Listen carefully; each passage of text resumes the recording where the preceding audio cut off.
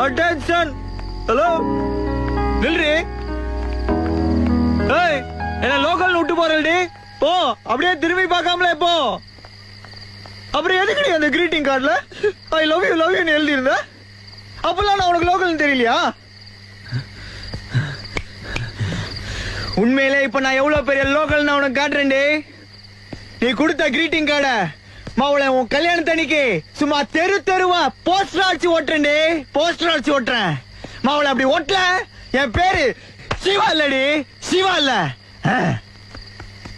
அவ போய் 6 மாசம் ஆகுது.